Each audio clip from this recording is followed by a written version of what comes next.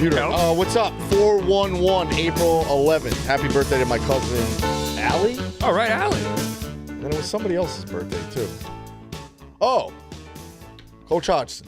Oh, my gosh. Can't forget Florida. Him. Can't forget him. Yeah. Are you going to send him a text today? Coach B. You should, Rico. Yeah.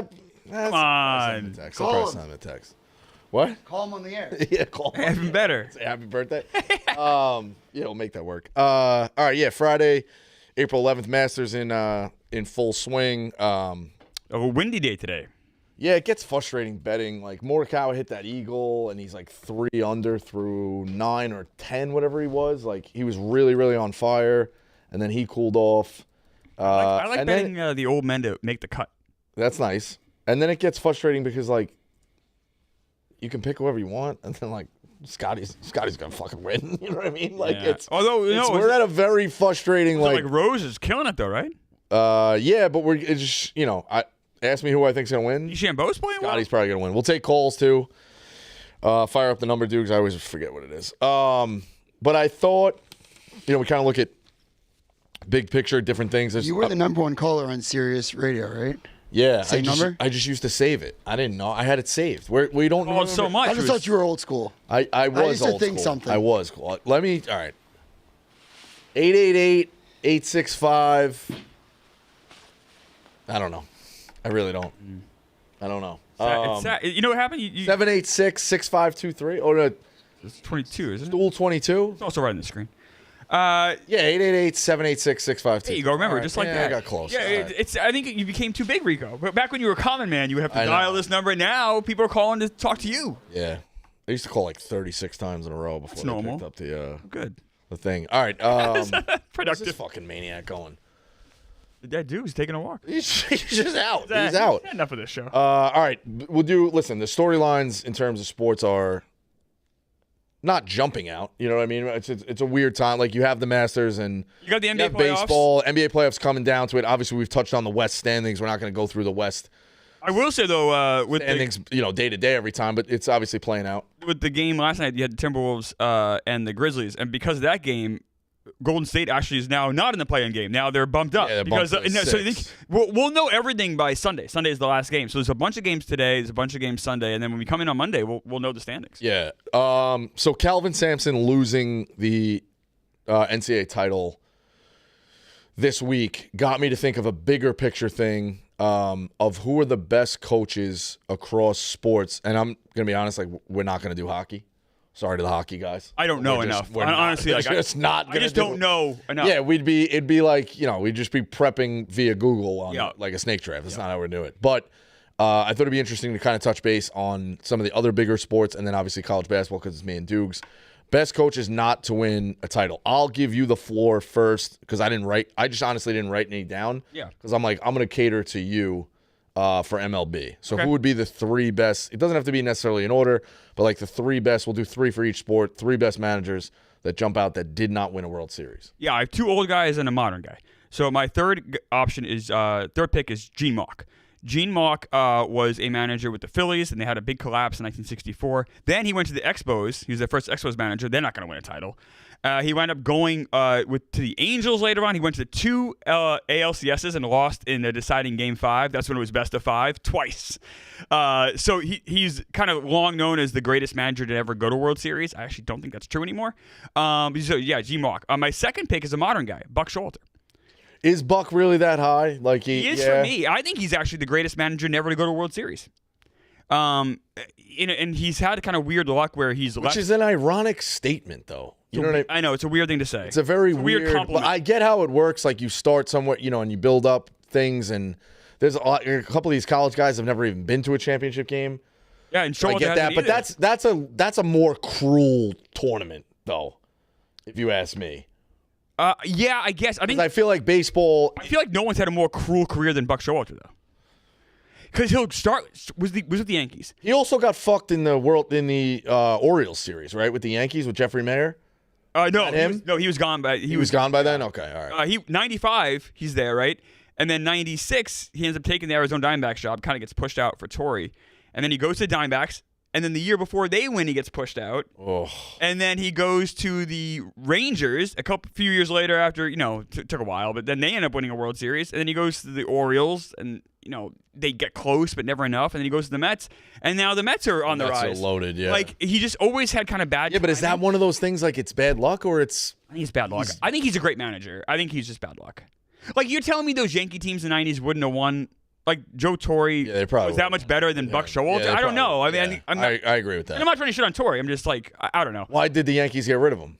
Steinbrenner has no patience or just... Yeah, Steinbrenner was frustrated after they lost that series to the Mariners, and then that Diamondbacks job was really appealing because how often you get it? Like, I guess Buck Showalter was so involved with Diamondbacks, he said how the locker room was painted. Like, he controlled every aspect of that team, and I think that control element was really appealing to him. Did they get Schilling and Johnson right away with the Diamondbacks? No, they had Johnson. So he's manager in 98. They get Johnson 99. They go to the playoffs, and then he gets let go he had Schilling. He had Schilling and Johnson for half a year. Oh. And then he gets fired. The very next year, they bring in Bob Brenner, who's a terrible manager, and they win it all. That's horrible. Horrible. Just horrible luck. So Buck Showalter, and my number one manager, this is an old guy, Al Lopez. You may have never heard of Al Lopez, but he was the manager in the 50s and 60s with the Indians and the White Sox. He won 90 games 8 times. He won 111 games once, and they lost in the World Series to the Giants. Willie Mays' only World Series win. Al Lopez was a fantastic manager. Also had the Yankees. Think about it. 50s and 60s, you're in the American League the whole time. It's like impossible to... Yeah. He said he won 90 games 8 times and only went to 2 World Series. Al Lopez, an amazing manager, but not just never won. Yeah, I wonder if going back, those guys in the old times, like what they would have done with this type of format now. Well, yeah, you'd think they would have broken through more often, right? Because it's a lot, because there's so much luck involved. Or even in the NFL playoffs, when Jim Kelly made it through 4 Super Bowls. I obviously think the Bills were ahead of those teams. A lot, yeah. But like you're throwing in one more wild card who could get hot. Like we did see that with the Giants. We saw that with the Ravens. Like, one more thing in there. But yeah, baseball's the biggest one because 2 teams made the World. That was it, right? They made the World Series for a long period of time. And the Yankees won 5 World Series in a row. That would never. And I'm not trying to disrespect the Yankees. I just think it's so hard in the playoffs. That would never happen with the expanded playoffs. Right. Like it's just so hard to do. So Al Lopez kind of got fucked. It's funny with these guys, Lopez, Showalter, and Mock, and I'm sure the other guys talk about it. It's all about timing. Like it's like if you get bad time, it's like the secret of a happy life. It's like good timing. Like you get in just the right spot or the wrong spot, it could fuck everything up. Yeah, I agree with that. I think same thing with guys in career. You know what I mean? Like where they're drafted or like that. Totally. Yeah, I mean, I think Curry landed in the right spot. If he was somewhere else, maybe they bury. Like, it's you never right. Brady. Obviously. Or even if you're not timing. like one of the all-time greats, like even if you're kind of like an okay player, like Bernie Williams had a very nice career. We wouldn't be talking about him if he wasn't a Yankee that won 4 titles. Right. Like, you know what I mean? He would have been the same player as Reggie Sanders. Yeah. And like, I'm not trying to disrespect Bernie, you know what I'm saying? But like, it all kind of depends on kind of how things shake out. Not 100%. And taking advantage of those opportunities. Bernie Williams always took advantage of them. Yeah, makes sense. NBA, I think it's pretty clear. I have my 3. Of 3 that jump out. Yes. And I watched a lot of their careers. I was young when they were really killing it, but I think the 3 you probably go with Don Nelson. Yep. Without a doubt. 1,335 wins. I'll tell you this, when I looked up the list of guys with the most wins, where do you think Spoelstra is all time?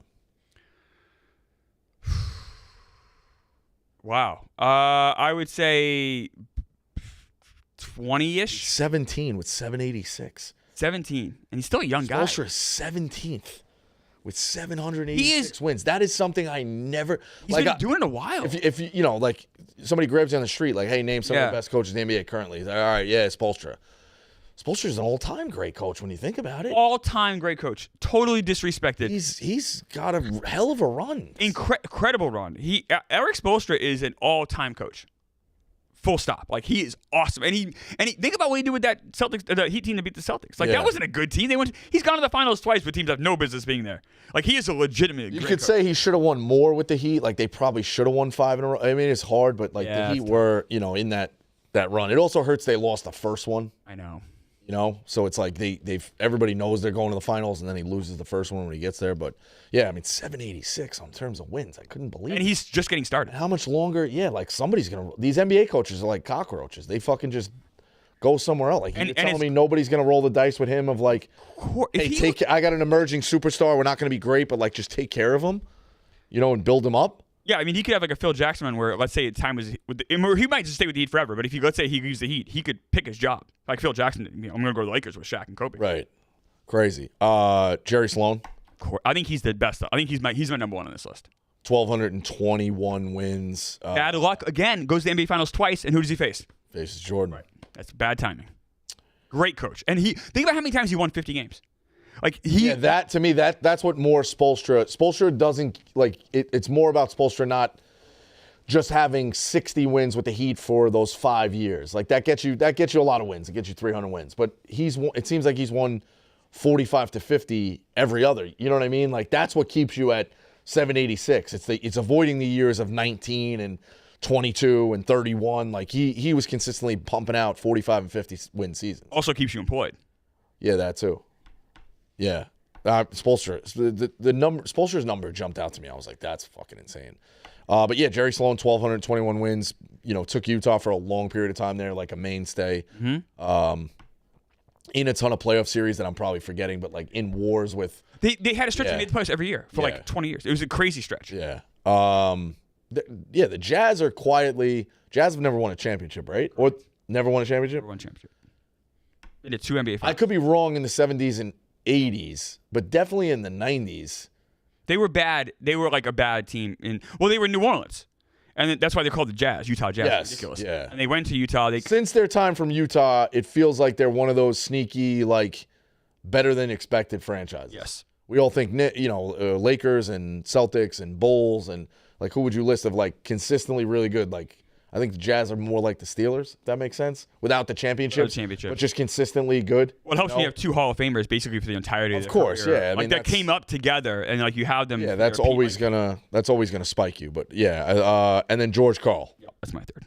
Who's been around forever. I really don't think there's much of a. I think he's a distant third. I love George Karl. I think he's a distant third here, only because I respect Nelson and Sloan so much. But he's a clear third. And George Karl was awesome. George Karl, once again, bad timing. He goes to the NBA Finals, Supersonics. Who did they face? Michael Jordan. Yeah. Fuck. Did Nelson ever get to a final? He had to have, right?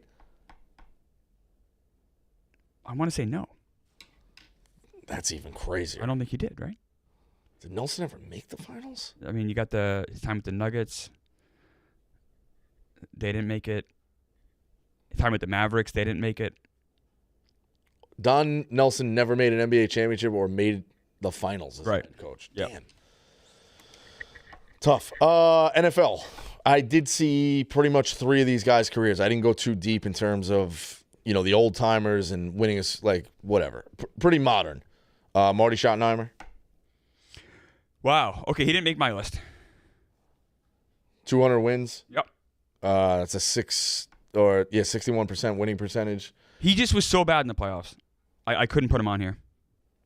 200 wins is a lot of wins. A lot of wins, and he was a very good regular season coach. But for me, like these 3 guys that I have on my list are had much more success in the playoffs. 2 really jumped out for sure. I think these 2 would probably be my 1-2. Dan Reeves. Oh wow, not on my list either. But that's a fair one. He seems like he was good forever. Is the Dan Reeves teams. How many teams did he take to the Super Bowl? At least 2. Did he take Washington and Atlanta?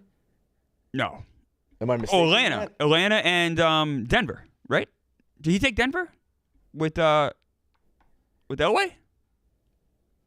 Oh, did he lose with Elway? Oh yeah, that's when they lost. They lost. I want to say they lost twice. They lost the early one with Elway. The 80. Okay. And then he definitely took Atlanta because that was the Atlanta Dirty Bird. And he lost to Denver in that Super Bowl, 34-19 or something like that. Yeah, I feel like Dan Reeves went to 3 Super Bowls maybe and lost all 3. I think.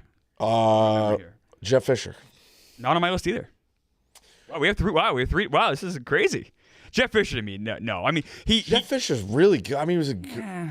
Yeah, you know what? Actually, he's more of an 8-8 guy. Now he did almost win a Super Bowl. He did that thing. Yeah, he did that thing where it was 8-8. But I was going off of guys with a lot of wins that I saw that like did seem like good coaches. Again, I really didn't go to the distant history of it. I didn't go too distant. My number 3 is a modern guy, an active guy, Kyle Shanahan. Now, you could put Dan Reeves ahead of him. That's fine. I'd give you that one. But I just think Shanahan's been around long enough yet? He went to 2 Super Bowls. Lost them both. He's had a few. Now, if you want to put Dan Reeves ahead of him, that's fine. But I just think... Yeah, Shanahan makes sense. That's fine. My number 2 is Bud Grant. Longtime coach of the Vikings. Went to, I believe, 4 Super Bowls and lost them all. But just had years where they were just incredible seasons, just could never get over the hump. And my number one, this is a clear number one for me, is Marv Levy. Marv Levy with the Bills. Yeah, I probably should have listed. He was a great coach, and this is I should have listed Levy. That makes sense. Now I've been saying all along bad timing. Now the Bills in some ways had good timing because the AFC in the 90s was so bad. It was almost like a cakewalk, more or less, to the Super Bowl. Like those teams should not have gone to 4 straight. But that first one was really good. We've touched on this before. How many should he have won? Only one? One. The other 3 got buried. I will say that Redskins team, you had Mark Rippon but they got squashed, man. Like Joe Gibbs is a really good coach. And Wait, so how many did he lose to Dallas? Only 2? So he should have won 2, maybe? I don't know. That Redskins team. He should have won the Giants. Should have won the Giants. The Reds, because they had Jeff Hostetler. Yeah. The Redskins seemed to beat them up. Like, they clearly, so it's hard for me to say they should have won. And that was the second one? Dallas, that was the second Redskins one. was the second one? And the 2 Dallas ones, those Dallas teams were so much better. Like, yeah, it was the over. talent was like, yeah. I remember going to the 4th one, it was almost like a death march. Like, you knew before the game was going to, when you saw the matchup, you're like, oh, fuck, this poor city's going to lose again. Like, it was almost like you felt bad. They never had a realistic shot. So like, Marv Levy though was a great coach, and I think he deserved to get one. And all time great Buffalo, citizen. Just like Bud Grant's an all time great Minnesota citizen. Yeah. Dukes, you back there? Yeah, I had to clip something for ads. All right. College hoops. The 3 best to never win a title. You go first. I don't think he's number 1, but he's number 1 on my list because of how much I like love him and the allure. And I read his book, and I think he got shorted where he maybe could have made another real run. He had to give up the job for his mother, which he didn't say in the press conference. He said it was because of his health. And then years later, it came out he gave it up because of his mother didn't want him to leave, and she ended up dying. Oh, jeez. Rick Majerus. Rick Majerus was a fucking hell of a coach. Rick Majerus is a great coach. Unbelievable coach. Absolutely unbelievable coach. Like I think Majerus is up there for sure. I think I've like he got rumored for so many NBA jobs. Remember? Yeah. Because people want him. Because people respected him so much. He was a tough. He was a hard ass. He had a lot of like transfers, but it was one of those things like the guys who played for him is a lot like Izzo. The guys who like they love him and defend him, but he did have some other guys that it didn't work out and they just transferred. He did have a high transfer rate. With Majerus. Some guys that he didn't rub the right way. I'm gonna put Few up there. I don't think that's my number 1. Yeah, I'm gonna put Few up there for sure. And what he did to build that program, and he also took them to 2 title games. He took them to 2 title games. They win the conference every year. They've turned into a mainstay, like NBA players. He knows what he's doing. He did that thing where he was getting guys from overseas. And then, I think this year broke the streak, right, in terms of Sweet 16s. When did they go out this year? Round of 32. To who? They went to the team that Houston. They did lose to Houston and played. They were 8 they were getting handled a little bit and then gave him a dogfight. Like played close to the eventual national champ. But 9 straight Sweet 16s. Not the national champ. They actually lost. National runner-up. National runner-up. They lost the national championship. Some people were watching on Mondays. National runner-up. Some people watch the game. Some national runner-up. Some people take shits at the end of the game. I actually didn't miss a second of the game. I bet you didn't. I timed that perfectly. I didn't miss a second of the game. I would have just watched it on my phone. Yeah, but I didn't miss a second of the game on the screen, so it is what it is. But runner-up, yeah. So Few is up there. And you could go a lot of different ways here. I'm probably putting Kelvin third ahead of Huggins. Okay. So mine is. But Huggins could be there for sure. He won everywhere he went to. So my 3 is chalk. It's probably Few, Kelvin, Huggins, in some variation, however you want. So I'm going to do the next 3. Okay. Then college basketball's a little chalky.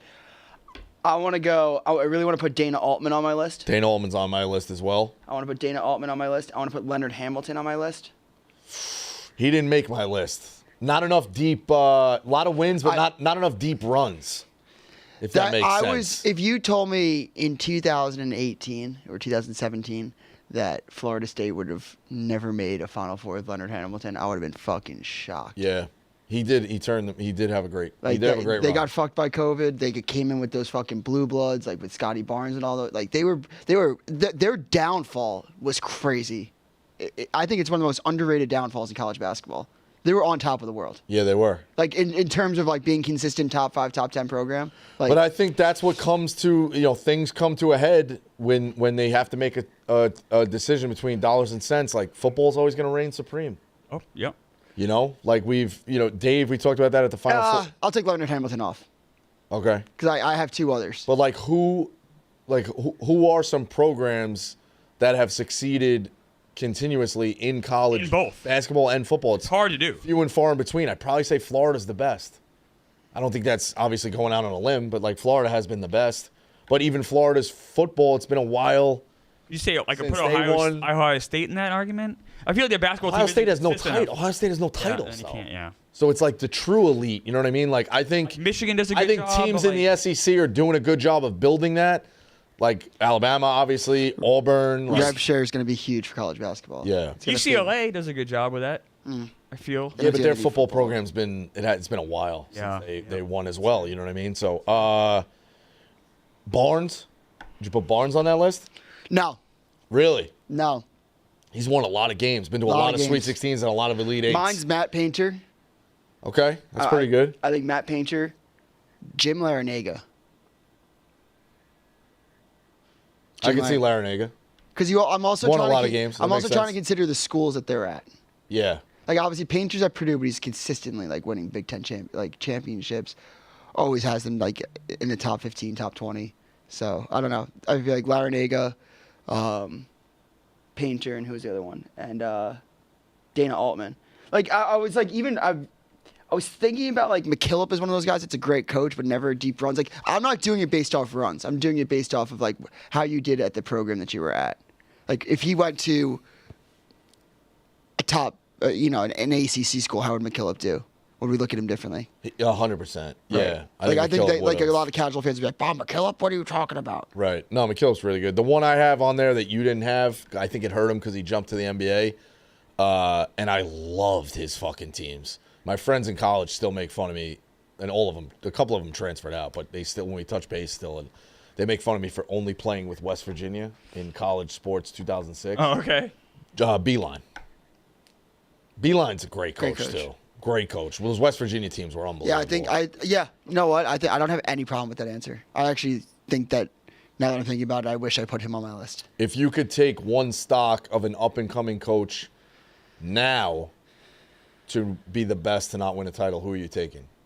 Nate Oates. All right. I mean, how is that wrong right now? It's absolutely right.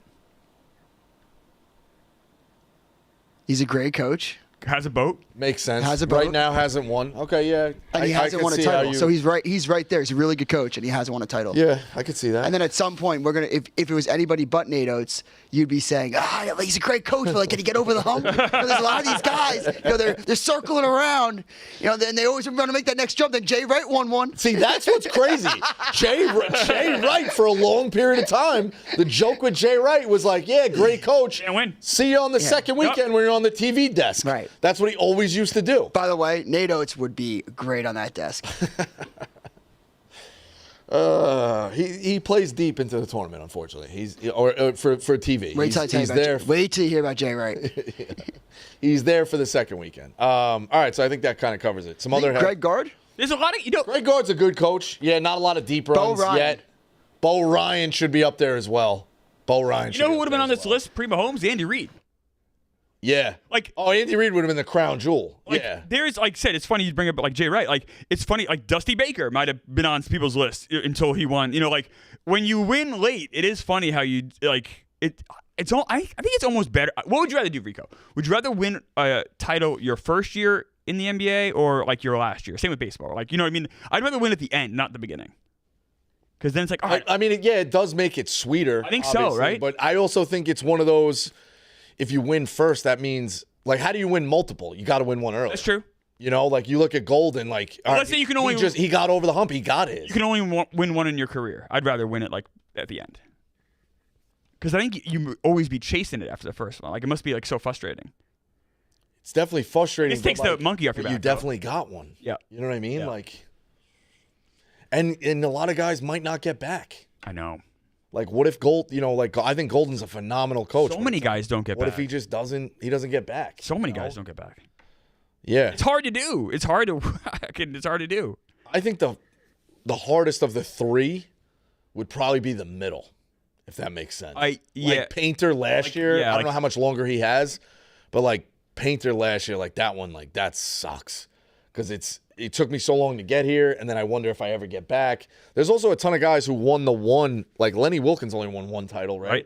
And he was chasing the rest because he won. I didn't know Pinella won a few. Who did Pinella win him with? No, only won one. Pinella only won one. 90 Reds, that's it. And then think about it. All those wins with the Mariners that year, didn't win. Didn't even get to the World Series again. Yeah, like he never even got back to the World Series. There's also a ton of guys. I think Izzo's going to probably go down as the greatest with just one. You can make a case he did get the one. Boeheim, he just got the one. And in baseball, you could talk like Pinella's probably the best with one, right? Like, you know what I mean? Right, You have to like really think about it historically, but no, it's fucking hard to do, man. It was just a conversation that jumped out of Kelvin Sampson and that, so makes sense. John Morant's grenade celebration. I blogged about this the other day, and then he did it again last night. He will do it until it's a problem. It's already a fucking problem. Like I don't. He's taking his. Did you see his response? What he said? Want me to pull it up for you? The quote I thought was, "I'll do it until it's a problem." It's already a problem. Maybe, and unless I got Sentel, this one's good. He basically said like I'm being misinterpreted. He said that he's taking his words, he's throwing it out there, and he's blocking out the noise. I honestly don't care about the celebration. What I do care is they're 3-4 in their last 7 with the new coach. Like, they got to figure it out. The celebration is irrelevant to me. Like, celebrate however you want to, but you got to win some fucking games. You shouldn't be worrying about celebrations when you're fighting for a playoff spot and you're doing this shit. Like, to me, the timing's bad. That's tough. That's just a guy fucking. He's just lost. I know, it's a shame. He's trying. He's so great. So deep in the fucking. Listen, it's not what you think it is. I'm taking my words and I'm throwing them out there. I'm speaking Ja. I'm being Ja. I'm going to take my words. I'm going to throw them out there, and then I'm going to block out the noise. And that's what I'm doing. So when you see me do that, that's what I'm doing. I'm saying what I got to say to the world, and I'm blocking out the noise in the midst of what's coming back my way. And that's how it's going to be. I guess, man. Awesome. Win some games. Yeah, I don't know. Didn't you say, though, that you liked with the Nuggets firing their coach because of what the Grizzlies were doing, or did I misinterpret that? Me? Yeah. No. I don't at all. I asked if it almost gave them permission. Like, you know how you mean? Then I misinterpreted it. Yeah, no, not at all. No, I think the Grizzlies shouldn't have fired their coach either. I have no idea how dumb I just thought you were. I was like, wait, come here, you said this yesterday. No, I think Gotcha. I wondered if it was almost like, oh, they did it too. We can get away with it.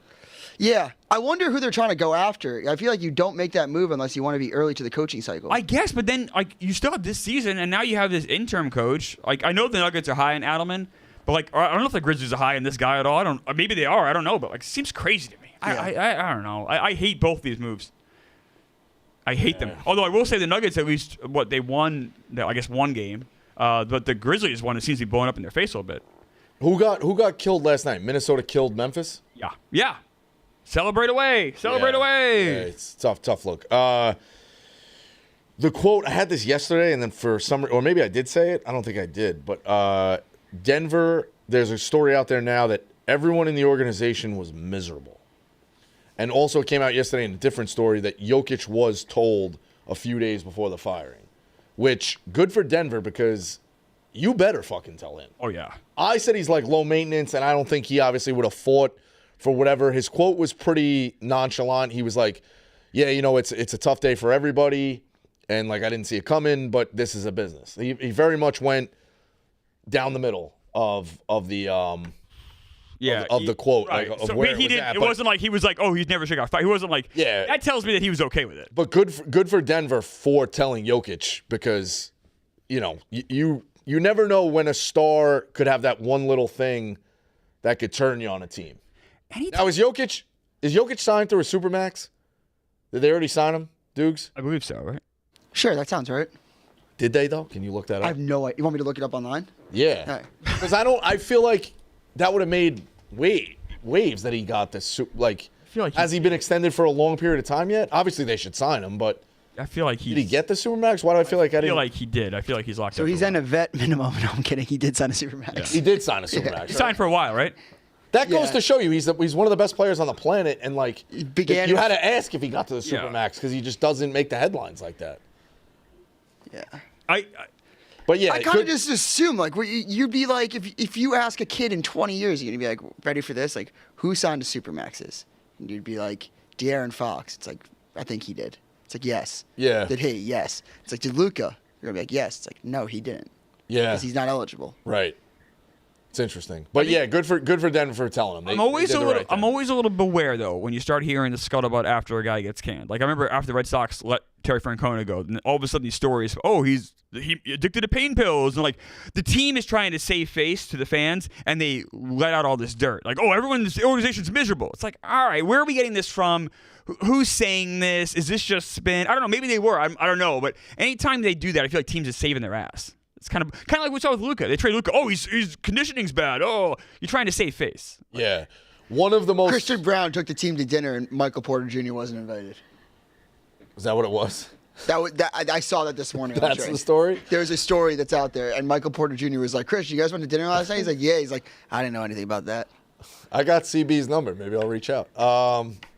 Yeah, somehow it's Michael Malone's fault that people aren't getting invites to dinner now. Like, what are we doing? I think one of the most fascinating stories of a team doing really well and things getting brushed under the rug was you can find it on Sports Illustrated. I think it's harder now with the vault and stuff like that. I used to be able to find these articles way easier. You're right. But there's a story about the 06 to 09, I want to say, UCLA teams. You familiar with that? No. I made 3 Final Fours in a row. Okay. I think made the championship game in 06. That lost to Florida. Yes, made the championship game in 06 and then lost in the Final Four in 07 and 08 with Ben Howland. And Howland had a ton of stars. Kevin Love was on those teams. Yep. They were loaded. 3 Final Fours, obviously, dominating that conference. His storied basketball tradition, like everybody coming back, things are working out. And they said Howland was like a social misfit. He would show up like right before practice. He wasn't available after practice in terms of talking to guys, having meetings. Guys on the teams kind of hated each other. There were some guys who were stars coming up, but they didn't put in the work that the veterans did. The veterans, like, if you want to do this, you got to shoot more. You got to do this. You got to do that. Like, let's get in the weight room. It's kind of like, fuck you. But they would they were winning. So everything got brushed under the rug. And it's a fascinating story of like just how things can be, you can be winning and everything could just be on that like boiling point of blowing up in your face. And that's what Howland was. So if you find that story, I'll probably go back and read it. It's been a long time. Dude, your mic's on. You're making some weird noise. If anyone finds it, it'd be great. How did they ever make it to the final 2, like the championship? Yeah, they lost the first My one. mic was just on? 06. Your mic's on. There's some weird noise in the background. I don't know what it's like. Sounds like it's rubbing or something. It's all muted. That's crazy. I don't know what it is. So I hear something in the back. I don't know what it is. They made the championship. So how long did Howland last after that run? I don't know offhand, but I think a little bit longer because he wasn't at. I think. Or maybe it's on Rico's side, Dukes. You're me? making a rubbing thing. Oh, maybe I am rubbing it. Yeah. I was like listening in. I'm like, there's nothing in. Let's see. I'll pull it up quick. Howland was the coach of UCLA from 2003 to 2013. Oh, okay. All right. So they put up So with it he for a few did more go years. for a long period of times. Howland had some good teams at Pittsburgh too. Like he was a good coach. He started at Gonzaga. The team I think of when you think about dysfunction is like the late 70s Yankees. Like Billy Martin and Reggie Jackson are fist fights in the dugouts. They call the team the Bronx Zoo. They fired Martin halfway through 78. They bring in Bob Lemon. They win again. They won 2 titles, but it was a disarray. Catfish Hunter, Reggie Jackson. It was just craziness. And they bring him back too, right? They brought him back 5 Billy times. Hunter just kept getting brought back. Billy Martin, yeah. Billy Martin 5 times. What did I say? Billy Hunter? Billy Hunter. So, Billy Martin just kept getting. I actually know a Billy Hunter. Also NBA. What didn't he run the Player Association? Maybe. 5 times we got brought back. Only won 1 title, but then was like there a bunch of times. Billy Martin only won 1 title? Yeah. Really? He was on the 78. They fired him. They bring in Bob Lemon. They win that year. 81, he's running the team. They fire him. They bring back Bob Lemon again. That they lose that year in 81. Jesus. In the World Series. And only went wire to wire winning 1 title? Yes. That's interesting. I never would have thought that. That's like the thing with Picasso. Picasso was alive in the 60s. But he was alive in the 1500s. I know. That's just how it goes. Kate Spade. Is Kate Spade alive or dead? She died. She killed herself. She did die, right? She did die. Sorry to the Spade family. Died Tuesday. I never would have known how old Kate Spade was. Oh, really? Oh, yeah. It was one of those, I don't know, like it's just kinda, she's not that much older than, like, I guess she's probably, like, 20 years older than me. Yeah. She's David Spade's sister-in-law. Really? What? Yeah. I didn't know that. Yeah. Today's the learning day. We're learning a lot. Move your This thing? I don't know. There you go. There you go. Flacco to the Browns? Yeah. What are we doing on both sides? I want this guy to play forever. You ain't going to play. It's the Browns. It's not like I'll put it, it's not even like the fucking uniforms are cool. Like when he has I'm simplifying it down to the, like sounding like an 8-year-old. When he goes down to his basement and puts up all his jerseys, the Ravens ones look cool. All the other teams he's played for that are escaping me, they look cool. The Browns one's going to look ugly. And it's also like, you played for that's where you finish your no one career. else is going to sign him. You finish your career at the Browns, then just end your career now. It's over. He wants to keep playing. What? He's not going to play. But he wants you to. think he could start? No, but he wants to keep, like, Ricky Henderson the same. Like, I actually, we talked about yesterday. What if Wasn't he on the couch for a couple of years? Yeah, I know, for like a few months. That's it? Just a couple of months? Yeah, but it was, a couple months. Dude, just pack it in. No, let him keep and then playing. What are you doing if you're the Play Browns? Forever. I like it. Play forever. Absolutely not. Why? Absolutely not. Why not? Just pack it in. No, what? It's fun. Isn't it fun to have the old guys on the sidelines? It's fun to watch. Fucking pack it. Oh, it's fun. I want these guys to stay in the league as long as possible. I was rooting for Julio Franco to play forever. Jamie Moyer, keep playing, keep going. Just fucking pack it in. Makes me feel a little younger. I like it. Just fucking pack it in. A Western Conference executive on the Warriors. I would not want to play them in any round. Okay. You might not have to. Yeah, I think you might not have to. You might not make the play. I knew you were going to take that. That's a layup for you. I knew you were going to take that. What do you think about What do you think about the conspiracy theories that the NBA should avoid at all costs the Lakers and Warriors in round one? Oh, I think the opposite. I think you have that. I mean, that's a great way to start your playoffs. And you have all the attention on basketball, and now people are going to be sucked into the rest of the playoffs. Yeah, I think you try to make that happen. I think you want them more in the semis. But what if they don't get out? Like the West, I'm not trying to be shitty here, but the West is so deep. The Lakers or the Warriors could get knocked out because the competition's so good. The first round's 7 right now, right? Yeah. That's still bizarre to me, too. I know. It shouldn't be 7, bro. You played 82 games. You're going to go 4 rounds of 7s. The issue was they were worried that a lot of 1 seeds, like, in theory, like the cream rises to the top in a best of 7, then more than a best of 5, like luck can happen. Luck can happen 3 times. Like if you lose 3 times to an 8, you lose 3 times to an 8. It also means you're not making the playoffs are like a week shorter if you do that. Think about how much they stretch out these games. Yeah, they do stretch it out ridiculous. There's dead nights, guys, and they alternate with it. There's no back-to-backs. Oh, there's no back. Sometimes you'll go like 4 days without playing. Like tighten it up. Yeah, it's tough. There's always you go Wednesday into Sunday. Like oh my god, the first 2 weeks you play like 3 games, something crazy. It's nuts. Yeah, I'm sure we'll be streaming Knicks games, but the Knicks are in just such a weird spot where it's like you get excited. They have they're doing the right thing and they have a good team, but they can't win. Yeah, I think that's just a tough spot to be. And the Knicks have craved playoff series for so long. It's like it's good to be back as a Knicks fan, but it's they can't win, and it's a very tough spot. It's very tough, and the sad thing is like the Knicks are like legitimately like a really good team, but like they're just not great. Yeah, Dukes, are these callers screened? Absolutely not. Absolutely right. not. I like that. A little adventure. I like this. Adventure. All right. Ryan, you're on. It might not be a Ryan. Oh, okay. But let me unmute him first to see if it is. Yeah, that probably works. All right. Ryan, you're there. Hey, what's up, guys? What's up? Are you the Florida guy? Yes, sir. Oh, yeah, doctor. Yeah. Nice job, my friend.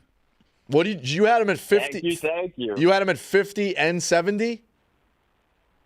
So I had them at 55-1. Woo. Parlayed with Boise State Oh. to make the college football playoff. And that was plus 500. So Wait, that was only plus Together, 500? we were Plus looking 500? at- That was only plus 500. That was only plus 500? Would you bet Boise when they were like a sure thing? I put that in, July 1st. Was it 500 to 1 or plus 500? Plus 500. Huh. Boise to make the playoff So and Florida to win altogether, Florida to win the championship was only plus 500? No, Boise State to make the college football playoff Right. And was plus 500. Oh, okay, straight up. I see. Okay, all right. I thought you Right, had that it. makes more Yeah, sense. individual legs. Got it. Together, it was plus 33500. All right. So 335 to 1. Nicely done. You hit that too? Yeah. Wow. Parlay was. You like slow played us. Yeah. We thought you hit the parlay, and you kept saying it was 5 to 1. We're like, that can't be the parlay. And then you're like, 335 to oh, 1. these are the separate legs, and then you laid out what you That's hit. pretty good. Yeah, that's impressive. Very My bad. impressive. There's a little bit of echo too, so it's hard to focus. Yeah, I did that the other day when I called in. Like, you're hearing yourself on an echo. That's the I think- worst. Yeah, it is what it is. But what do you got today? Or are you already in the market for the 2026 college basketball season? So a little bit of both. Look at Florida again. Stacked roster. They're obviously losing their guards. But I also think Denzel Aberdeen is phenomenal. He's one of Todd's projects from the very beginning. And the transfer portal, there's a lot of potential. Yeah, people will want to go to Florida. I hope you guys get Ian Also, Jackson. what is it? Look at Kentucky. Yeah, they just lost the commit. I saw that. Yeah, but that was because of the transfer portal. I'm pretty sure they've been killing it on reloading. Yeah, they'll be good. Kentucky will definitely be good. All right. Anything today? The one for today, yes, sir. Bryson DeChambeau. Ooh. I have him 16 to 1 pre-Masters. This guy just might be a futures guy. Maybe he's a time traveler. Oh, he likes that. Yeah. Well, I'm looking for a job, so if you guys need a futures guy, Imagine. Let me text Dave. Hey, Dave, I got a futures guy, yeah. The minute he doesn't hit. Oh. Or it's also that conversation of like, all right, well, he places the bet, and then what does he do in between? It's a tough sell. I'll go to bat for Maybe you. he'll tell us other things in the future. I'll go to bat for you, Ryan, but I can't promise it's You gonna have to happen get tomorrow. him in here, though. That was the promise we made. Was that he's I going was to. just about to say, when do I get to come in? We'll pick a date. We'll find a date. Where Get you in. We'll try to get everybody else in here too. Probably sometime in May, if that works. So that way we can get all 4 of the guys in here with you. Yeah, that's perfect. Beautiful. All right. Thanks, Ryan. Thank you, Ryan. Unbelievable bet. 335 to 1 is fucking great. I didn't know he had that. It's crazy. Why can't I hit one of those? You'd think he'd be able to go in the future and find a job for himself. Jackson from Oklahoma. What do you got? Clemmer, you're wrong. You're wrong again. Oh no! What am I wrong about? The Warriors. You just continue to be wrong about the Warriors. I don't know if that's true, but okay. I was right last year. So let me put it to you this way. I called in about Oklahoma firing Rico's guy Porter because I wanted to miss the tournament so we could move on from Porter. Mm-hmm. And you said no, enjoy the ride. I said no. Yeah, enjoy the ride. Yeah, enjoy the ride. I'm always for that. Okay, but my point is, if OU would have been better off missing the tournament and firing Porter, why are... Well, there's two very separate things. So you're talking about firing a coach right before the tournament, and I'm talking about trading away a franchise player to get assets for the future. Firing a coach is not going to get you assets for the future, and you can always fire the coach after the tournament. Yeah, okay, you could, but my point was missing the tournament is the only way we're going to move on from Porter. Well, that doesn't necessarily need to be true.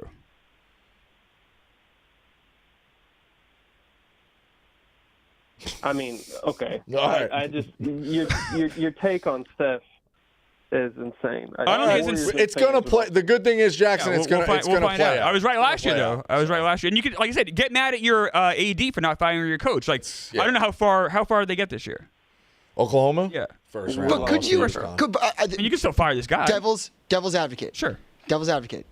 They did get rid of Clay, who clearly showed that he wasn't the same player he was. Well, they didn't get rid of him. He left as a free agent. They could have Fine. traded him earlier for more assets. They were not willing to pay him. Thanks, again. Jackson. So they could have, but this goes to my point. Was Fine, they he should've. left for nothing? They should have traded Clay. Do you think they should trade Draymond this year? And they should trade both of them. So yes. he's up for Defensive Player of the Year. Sure. So you can make the value that he's still playing in Player of the Year. That's when you trade him. Fine, but maybe not because No, see, you guys missed the point. I see this all the time. People would be like, But Curry's still good. I know he's still No. good. That's why you trade him now. I know Green is still good. That's why you trade him now. But they can definitely win the West. You guys keep saying that. I'm saying they can't. We're gonna find out. I'm saying they can't. Right now, they're having a tough time getting out of the playing game. But they also didn't have Jimmy Butler. Right, but they've they're also doing the lost current 2 of the form. last 3, including the Spurs. Jimmy Butler doesn't make you a super team. Sorry, Makes you really good. We'll say They're Makes you minus really good. 6,000 to make the playoffs. they're likely to make the playoffs, but they're also Minus 6,000. I honestly Put it in. All right, cook up, Duke. See how long can we get a parlay to make it plus? No, Give me Denver and give me the Warriors. Let me talk the other side Start for a there, second. and let's go Let me somewhere talk the other side for a second. Because I understand that, dude. They likely will make the playoffs. But here's the deal, though. It's not a lock they will. Let's say they do drop to that 8. Now you got to play the Timberwolves or the Grizzlies. Both okay teams. The Grizzlies are better, but they're okay. And then you probably have to play Dallas, who now has AD back. I'm saying, look, the Warriors likely will make the playoffs, but they still have to get through a lot of shit potentially before they even get to play, I don't know, OKC or Houston, who are both pretty good. But they're better than them. Okay, I don't think they're better than OKC. So I disagree. Well, OKC obviously not. But that's going to be the challenge. But last year you saw with the Mavericks were the 6th seed. I also don't think they're better than the Lakers, who they'd also Sure, potentially have to get past. I think the Lakers are just as much in a position as the Warriors. But I'm saying, I've seen crazier bets. I'm saying the Warriors will likely make the playoffs. They probably will. Right now, the season ended today, they would make it. But it's not like an impossibility that they won't. And remember, this is a team that also lost the playing game last year. Totally different team. It's one guy's different. And their not a form, totally different team. Their form is totally different. Okay. I would trade Draymond, by the way. I think if you could still get assets for him. Right. I also think he was the lead. He's the lead. I don't want to say leader, but he's the core of the team. But the baggage is a lot. At a certain point, if you can get assets for him and restructure in the second run now, And Clay's a great example of maybe would probably be steal one more at the end of Curry's career. The Warriors I'd would probably be favored trade in Draymond. every single series in the Western Conference besides OKC. or the Lakers. They'd probably be favored in the Okay, Lakers I think that's series. foolish. I would You bet think money on the Golden State Lakers. would be favored against the Lakers? Yeah, I don't think How so. about against Denver? yeah, for sure. Okay. don't I think would they'd bet on be- Denver. I don't think they'd be favored against the Lakers. I mean, they have the fourth best odds. They have it above the Lakers, which is telling you that they think they It would is. be favored. Also, because their Lakers road in theory would be easier too, and the Lakers would have home court. That's So tough. I would take the Lakers, but we'll see. Like I said, we're gonna find out. But remember, you guys all laughed at me last year too. Don't forget this. Dylan, you're up. What's going on, boys? I want to talk about some baseball real quick. All right. Clemmer, National League Rookie of the Year. It was 13-1 yesterday. Today, down to 11-1. Chase Dolander of the Rockies. Okay, so I like this guy a lot. My worry is pitching in Denver is going to artificially increase that ERA, and I think some writers are just lazy and will look past him. Is that a valid concern? I agree with you, but I also think he'll be able to dominate on the road to balance out those numbers. I hope so. I hope the writers are savvy enough to see, let's say he finishes the year with a 4.4 ERA. That's actually pretty good for pitching half your games in Denver. And if you can win 10 or 12 games, the other thing too is he's not going to win as many games because that lineup is piss poor. So I feel like he has so many things going against him, but I really like the player though. So I don't mind the pick at all, especially at those odds. And I don't know. You gotta hope he pitches 75% of his games on the road, if that makes sense. Yeah, I know, but That's serious. I know that's what. I just feel like you're picking a Rockies pitcher is such a tough task. But I really like the player though, and I hope it works out for him. I'm rooting for him. His next start is tomorrow on the road against the Padres. That'll be an interesting test, right? That Padres lineup is pretty decent. I might actually try to keep an eye on that game. That's a good one to watch for. I like that. I don't hate And the then pick. one more thing for you guys. Clemmer, forward to watching baseball tonight. Watch some college baseball. Tennessee versus Ole Miss, the number 1 pitcher in the draft going up against his former team on the road. Ooh, that's interesting. Maybe I will keep an eye on that, at least at the box score for sure. He has a strikeout percentage of 48%. Jesus Christ. Jesus. All right, thanks, Dylan. Wow, thanks, Dylan. Sam in St. Louis. Yeah, what's up, guys? I wanted to talk some baseball. We got the Phillies playing the sad, pathetic Cardinals this weekend. Yeah. Phillies money line tonight, but tomorrow Miles Mikolas is going for the Cardinals, and he's just awful. So hammered that over, team total over for the Phillies. I feel like Mikolas showed a lot of promise early in his career. Do I not? Well, he got a late start. He was in Japan. Am I remembering that correctly? He didn't come over to the States, and he didn't come back to the States until he was like over 30. He was like pretty okay. Like his first couple years, but now he's old because he got such a late start. He's old.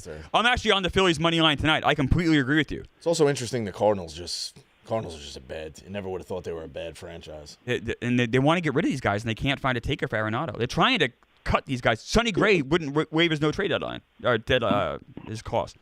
The GM. Can Arenado still hit? No, he can still field though. Oh, so if he can't hit though, I know he doesn't hit like he used to. He's still good defensively, but he's getting old. He signed for like a couple more years too. I like the Phillies a lot tonight. Aaron Nola against that Cardinals lineup. Let's go. Yeah, for sure. And one last thing, I went to Fenway Park last week for the first time.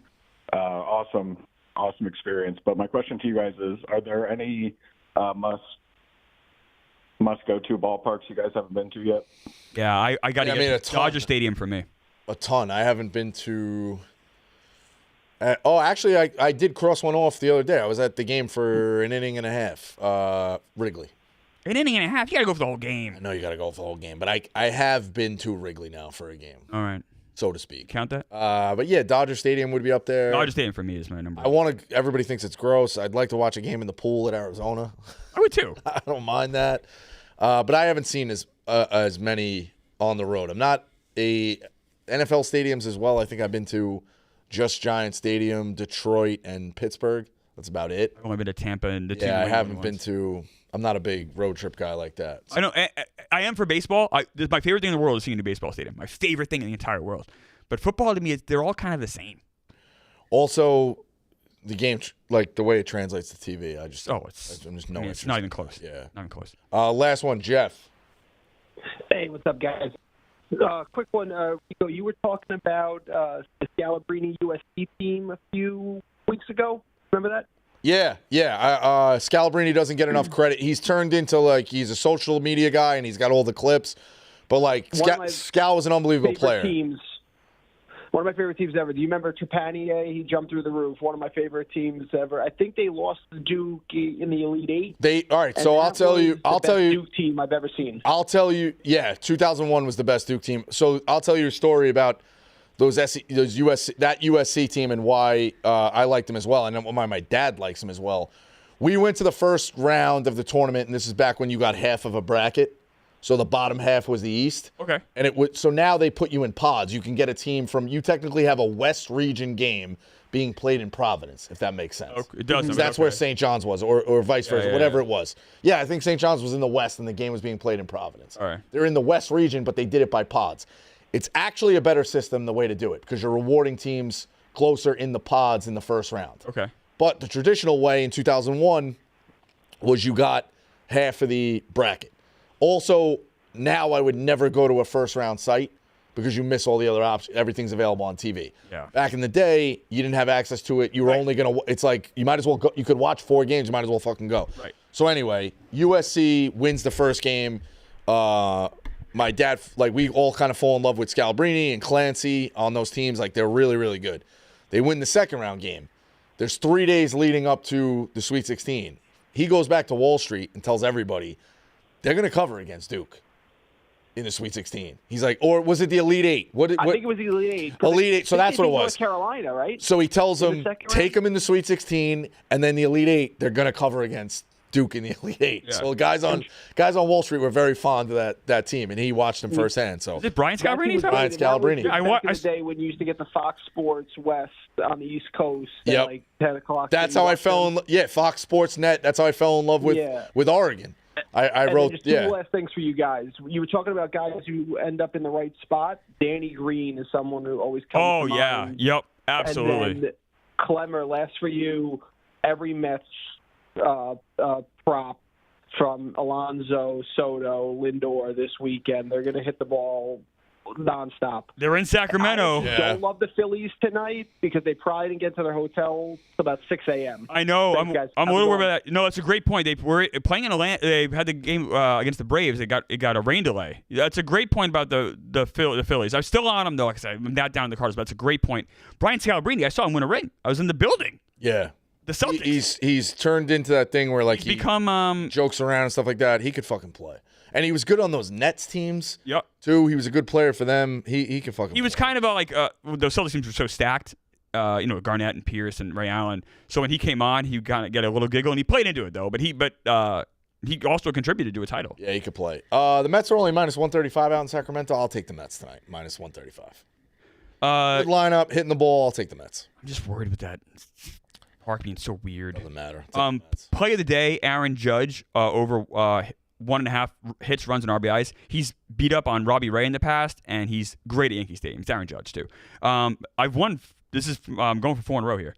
Moneyline Tigers plus 100. They're playing the Twins, who are 4-8, and they got I think a better pitcher on the mound. I like Reese Olson more than Matt Festa. And then I'm on the Phillies money line. DeColo made a great point about them getting in late, but I'm still on them. I like Aaron Nola way more than Andre Polenta. Okay, Dukes, anything? Whatever his name is. Placenta. Nothing tonight? Yeah, the NBA season wraps up Sunday. Sunday, right? Yep. Most games tonight and Sunday. And yes. Yeah, we'll figure it out. We'll have playoff seedings. Yaks up next. We'll see you Monday.